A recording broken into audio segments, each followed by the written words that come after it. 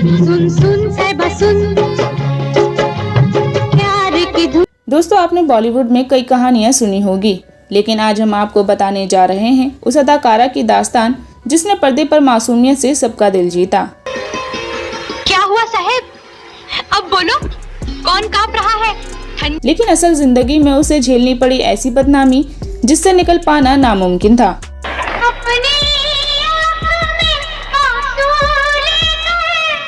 मंदाकिनी, जी हाँ, वही मंदाकिनी जिनकी आंखों में भोलापन था और चेहरे पर सादगी। इस तरह मौत को गले लगाओगे तो गंगा को कैसे ले जाओगे साहब? लेकिन पर्दे पर आते ही वही मासूमियत चेहरा बन गया पूरे देश की चर्चा का सबसे बड़ा विषय।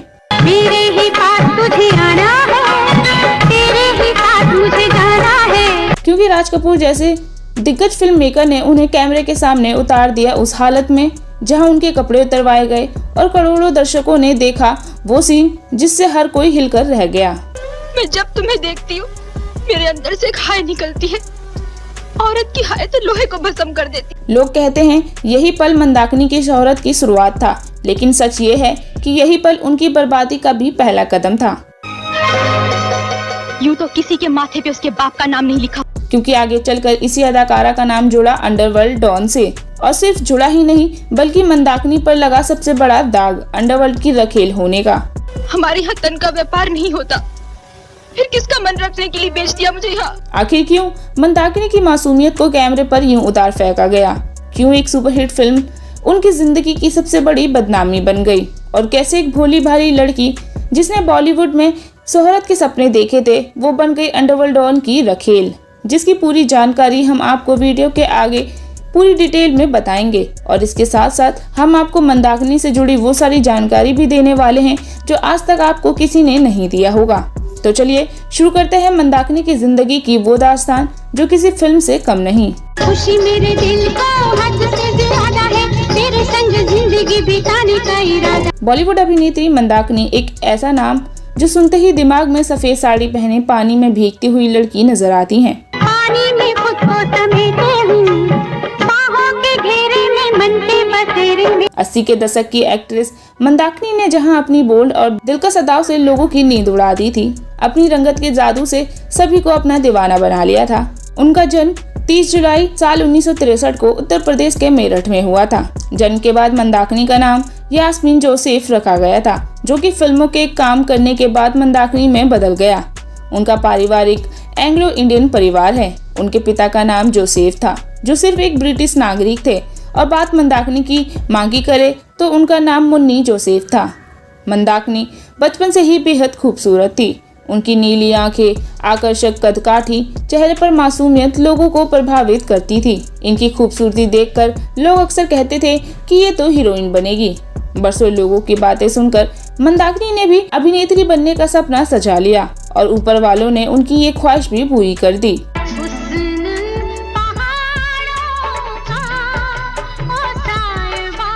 उन्होंने अपने करियर की शुरुआत महज 22 साल की उम्र में की थी। हालांकि अपनी पहली ही फिल्म में मंदाकिनी को काफी पापड़ बेलने पड़े थे, पर अपने सपने को पूरा करने के लिए उन्होंने ठान ली थी।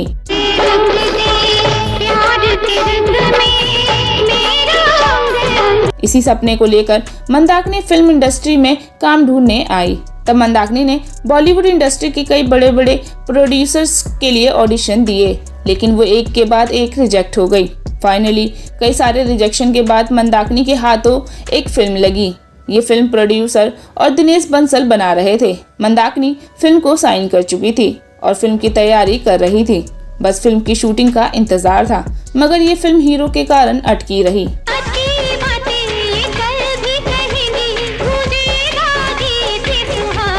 दरअसल उस फिल्म में अभिनेता कुमार गौरव साथ में काम करने वाले थे, और हाल ही में उनकी फिल्म लव स्टोरी हिट हुई थी, जिसकी वजह से वो किसी भी न्यू कमर के साथ काम नहीं करना चाहते थे, और उन्होंने मंदाकिनी के साथ काम करने से मना कर दिया। और ना चाहते हुए भी प्रोड्यूसर्स को ये फिल्म मंदाकिनी के बिना ही बनानी पड़ी। मैंने देखा है ये एक सपना फूलों के शहर में। ये सब होने के बाद मंदाकिनी को लगने लगा कि शायद उन्हें फिल्मों में काम नहीं मिल पाएगा, तो वो अपना बोरिया बिस्तर बांधकर अपने शहर जा ही रही थी कि उन्हें पता चला कि शोमैन राज कपूर एक फिल्म बना रहे हैं और इस फिल्म के लिए उन्हें एक नए चेहरे की जरूरत है। तो फिर क्या था, उन्होंने बिना वक्त गवाए फिल्म के ऑडिशन देने शुरू कर दिए और ऑडिशन के वक्त राज कपूर समझ गए थे कि उनकी अपकमिंग फिल्म राम तेरी गंगा मैली के लिए मंदाकिनी एकदम परफेक्ट है और उन्होंने मंदाकिनी को ये फिल्म ऑफर की, जिसके बाद जाकर मंदाकिनी फिल्म राम तेरी गंगा मैली का हिस्सा बनी। राम तेरी गंगा मैली हो गई। जहाँ एक और मंदाकिनी राम तेरी गंगा मैली से एक बड़ी स्टार बन गई, वहीं दूसरी तरफ कुमार गौरव अपने डूबते करियर को बचाने में लगे हुए थे। अमीरों की शान, गरीबों के नाम। लगातार फ्लॉप फिल्मों की वजह से कोई भी एक्ट्रेस कुमार गौरव के साथ काम करने को तैयार नहीं थी। मतलबी है लोग यहाँ पर, मतलबी जमाना। तब कुमार गौरव ने अपनी एक फिल्म के लिए प्रोड्यूसर को मंदाकिनी का नाम सजेस्ट किया, जिसके लिए प्रोड्यूसर ने मंदाकिनी से भी बात की और उन्होंने इसे करने के लिए अपना इंटरेस्ट भी दिखाया। लेकिन जैसे ही उन्होंने बताया कि फिल्म में कुमार गौरव हीरो है, तो मंदाकिनी ने काम करने से मना कर दिया। इस पर प्रोड्यूसर ने उन्हें समझाने की कोशिश की तो मंदाकिनी तैयार हो गई, लेकिन उन्होंने एक शर्त रखी कि अगर वे फिल्म में हीरो चेंज कर दे तो वे इसे करने के लिए तैयार है। यही नहीं, उन्होंने प्रोड्यूसर से कहा कि वे कोई एक नए एक्टर के साथ फिल्म में काम करना पसंद करेंगी। इसके अलावा उन्होंने अपनी फीस भी बढ़ाने की भी बात की, जिस पर निर्माता के पास कोई ऑप्शन नहीं बचा और उन्हें मंदाकिनी के शर्तों के आगे झुकना पड़ा। चिट्ठियां तो फिर पहुंच जाती हैं पहाड़ों पे, कहीं उन्हें आने में देर ना हो जाए। वहीं आपको जानकर हैरानी होगी कि मंदाकिनी की वजह से कपूर खानदान में लड़ाई भी हुई थी, जिसके बारे में शायद ही आज के समय में किसी को पता होगा। तो चलिए आपको बताते हैं कि आखिर ऐसी क्या वजह हुई थी कि मंदाकिनी की वजह से कपूर खानदान के बाप बेटों के बीच झगड़ा शुरू हो गया था। आज हाथ उठाने की गलती मत कीजिएगा पिताजी, वरना बड़े छोटे की दूरी खत्म कर दूंगा। दरअसल कहा जाता है कि मंदाकिनी की वजह से कपूर खानदान में लड़ाई हो गई थी और राज कपूर और उनके बेटे राजीव कपूर आपस में भिड़ गए थे। यहाँ तक कि राजीव ने कभी भी अपने पिता से बात तक नहीं की। दरअसल राज कपूर की फिल्म राम तेरी गंगा मैली में मुस्लिम एक्ट्रेस यास्मीन उर्फ मंदाकिनी और राजीव कपूर लीड रोल में नजर आए थे। फिल्म में मंदाकिनी ने कई बोल्ड सीन्स दिए और वे लाइमलाइट में आ गई। इस फिल्म के बाद जहां मंदाकिनी का करियर तो ऊंचाइयों पर पहुंच गया, वहीं राजीव कपूर को इस फिल्म से पहचान तो मिली, लेकिन राजीव कपूर कामयाबी की सीढ़ियां नहीं चढ़ सके। मंदाकिनी जैसा वह मुकाम हासिल नहीं कर पाए। एक गंगा ही तो है जो पहले सबके पांव छूती है। मीडिया रिपोर्ट्स की माने तो इसी बात को लेकर राजीव कपूर की अपने ही पिता से अनबन हो गई थी। दरअसल राज कपूर को अपनी फिल्म में एंग्लो इंडियन दिखने वाली लड़की की जरूरत थी। मंदाकिनी इसके लिए उन्हें परफेक्ट लगी थी। इस फिल्म से ही राज कपूर अपने बेटे राजीव कपूर को भी लॉन्च कर रहे थे, लेकिन फिल्म सक्सेस का सारा क्रेडिट मंदाकिनी को चला गया। राह देखूंगी साहिबा, लौटे तो भी, ना लौटे तो भी। राजीव कपूर को फिल्म हिट होने के बाद भी फायदा नहीं हुआ और डायरेक्टर उन्हें अपनी फिल्म में लेने से कतराने लगे। कभी नहीं भरोसा, ऐसा कभी नहीं हो सकता। एशिया नेट न्यूज के मुताबिक राजीव कपूर अपने पिता को खुद पर केंद्रित फिल्म बनवाना चाहते थे, लेकिन राज कपूर ने जब ऐसा नहीं किया तो राजीव कपूर बेहद गुस्सा हो गए। राजीव का अपने पिता राज कपूर के साथ आजीवन तनाव रहा। इतना ही नहीं, राजीव ने घर तक छोड़ दिया और अलग रहने लगे। इसके बाद राजीव अपने पिता राज कपूर के अंतिम संस्कार तक में भी शामिल नहीं हुए। याद तेरी आएगी, मुझको बड़ा सताएगी। इस फिल्म के बाद जहां बाप बेटे अलग हो गए, वहीं इस फिल्म से सफलता पाने वाली मंदाकिनी ने तेजी से शोहरत और सफलता की बुलंदियां छुई।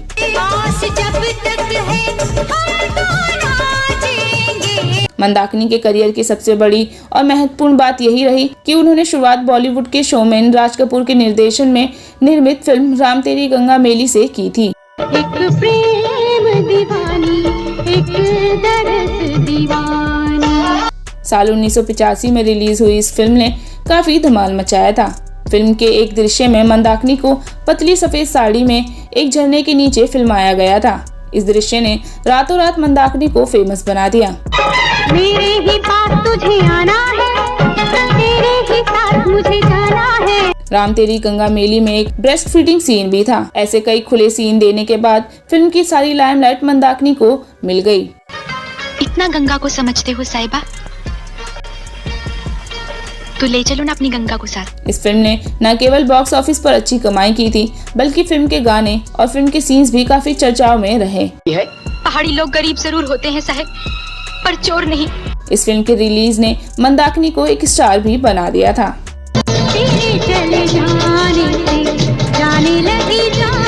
राम तेरी गंगा मेली की सफलता के बाद मंदाकिनी कामयाबी के शिखर पर पहुंच गई थी। बैक टू बैक उन्होंने कई सारी फिल्में साइन की, लेकिन राम तेरी गंगा मेली जैसी कामयाबी मंदाकिनी को फिर कभी नहीं मिली। ये जरूर तुम्हारे परिवार के किसी बड़े बूढ़े का आशीर्वाद होगा जो तुम गंगा को। पहली फिल्म के बाद इक्का दुक्का फिल्म ही ऐसी रही जिसमें मंदाकिनी के काम की तारीफ हुई, लेकिन बाकी दूसरी फिल्मों में उनके किरदार बहुत ज्यादा दमदार नहीं रहे। टैक्सी मंगवा कर दोगे या तुम्हारा ड्राइवर छोड़ाएगा मुझे? बताया जाता है कि फिल्म राम तेरी गंगा मेली के बाद गैंगस्टर दाऊद इब्राहिम मंदाकिनी के कायल हो गए थे। खबरों की माने तो इस फिल्म के बाद वे मंदाकिनी से मिलने का बहाना ढूंढने लगे। अब वे उनकी हर मीटिंग को अटेंड करते थे। जब भी मंदाकिनी किसी प्रोड्यूसर से मिलने पहुंचती, दाऊद इब्राहिम वहां पहुंच जाते। इस तरह दाऊद और उनके रिश्ते काफी ज्यादा गहरे होने लगे। माना जाता है कि मंदाकिनी और दाऊद इब्राहिम का दुबई में अक्सर मिलना होता था। जिस वक्त मंदाकिनी को करियर पर फोकस करना था, उस वक्त उनका ध्यान इस दोस्ती पर केंद्रित था। साल 1989 के बाद उनकी उपस्थिति बॉलीवुड में कम होने लगी। एक वक्त ऐसा आया जब मंदाकिनी फिल्मों से गायब हो गई। फिर अचानक कुछ सालों बाद उनकी तस्वीर दाऊद के साथ वायरल होने लगी, जिनमें वे दाऊद के साथ मैच एंजॉय करती हुई नजर आई। यूँ तो दाऊद मंदाकिनी से एक फाइनेंशियल बनकर मिले थे, पर दोनों की दोस्ती ने उनके करियर का काफी नुकसान किया और इस तरह उनका करियर धीमा होता चला गया।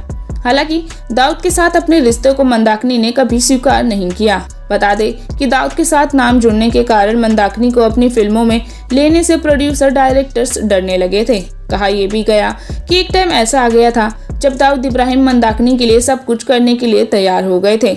इनफैक्ट प्रोड्यूसर तक को कॉल करके कहते थे कि मंदाकिनी को अपनी फिल्म में एज अ हीरोइन ले लो। तभी अंडरवर्ल्ड वाले इंडस्ट्री के एक प्रोड्यूसर जावेद सिद्दीकी का मर्डर कर देते हैं और तब ये खबर आई कि प्रोड्यूसर जावेद सिद्दीकी ने मंदाकिनी को अपनी फिल्म में लेने से मना कर दिया था। इसलिए दाऊद इब्राहिम ने उनका मर्डर करवा दिया। जब 1993 में मुंबई बम ब्लास्ट हुआ, तब दाऊद इब्राहिम का नाम सामने आया और दाऊद को अंडरग्राउंड होना पड़ा। दाऊद से रिलेटेड जितने भी लोग थे उन्हें भी अंडरग्राउंड होना पड़ा। कहा जाता है कि तब मंदाकिनी भी अंडरग्राउंड हो गई थी। वह बेंगलुरु के फार्म हाउस में छिपी थी और कई समय तक वापस नहीं आई। मंदाकिनी से भी मुंबई पुलिस ने पूछताछ की। हालांकि आगे चलकर पुलिस ने उन्हें क्लीन चिट दे दी। भले ही दाऊद के साथ मंदाकिनी का ये इन्वॉल्वमेंट सामने तो नहीं आया, लेकिन दाऊद के साथ जो पिक्चर उनके सामने आई उससे कहीं ना कहीं उनका करियर टेक ऑफ होने से पहले ही खत्म हो गया। दोस्तों, आपका क्या मानना है? मंदाकिनी गुनहगार थी या हालत की शिकार? हमें कमेंट करके ज़रूर बताएं। और अगर आपको ये वीडियो पसंद आया हो तो वीडियो को लाइक शेयर करना मत भूलिएगा। साथ ही हमारे चैनल को सब्सक्राइब करना ना भूलें, क्योंकि यहाँ हम लाते हैं बॉलीवुड से जुड़ी वो सच्चाइयाँ जो आपको कहीं नहीं मिलेगी। बाकी मिलते हैं अगली वीडियो में एक नई कहानी और एक नए सच के साथ। तब तक धन्यवाद।